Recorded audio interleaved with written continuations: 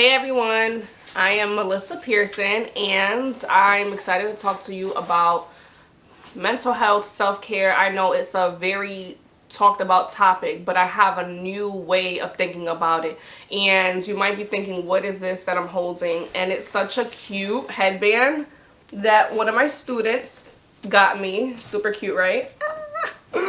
And his mom is so cute. She's my coworker, and she was telling me how her and her child's father were going through my list of favorites that we have at our job. We write down like our favorite things and stuff like that. What do we like to do? And one of my hobbies, I had put self-care, I guess. And they're like, oh, the dad was like, oh, that's dope. So I guess that was their inspiration for my gift, which I absolutely love.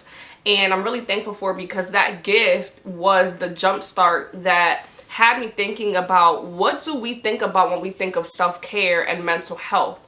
So a lot of times when we think of self-care, we think putting on this cute mask, making sure we're taking care of our face, our skin. You think candles, you think baths, and you think all these things, right? Which are all great, which are all awesome.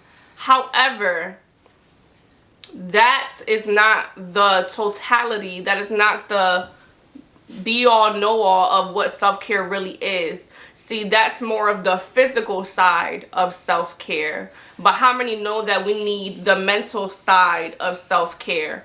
And as my therapist would say, as my pastor would say, there's three parts to us. We have our physical man, we have our spiritual man. I'm messing this up, I just know I am. And we have our mental, like, you know, we have to take care of our mental as well. So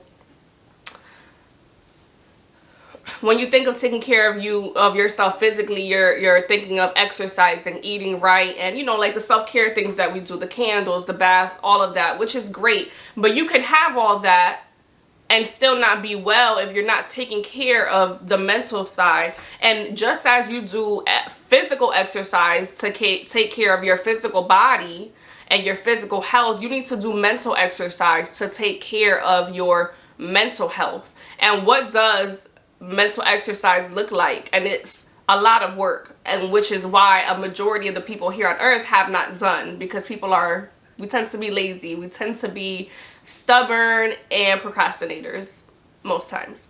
But mental exercise looks like going to therapy. And the reason why I always start with therapy is because that will help you look into things that you have not healed from, things that you are carrying that you have no idea you're carrying. A lot of times we bleed into our relationships, whether it be an intimate relationship or a friendship, or our church relationships, our job relationships, and things like that. We bleed into that because we haven't healed from things that we have endured, whether it be as a young child, as a teenager, young adult, deaths that have happened in our family and things like that. So I always say to start with therapy, because that relationship can help you to look into yourself and to figure out what you need to heal from and how you can put in that work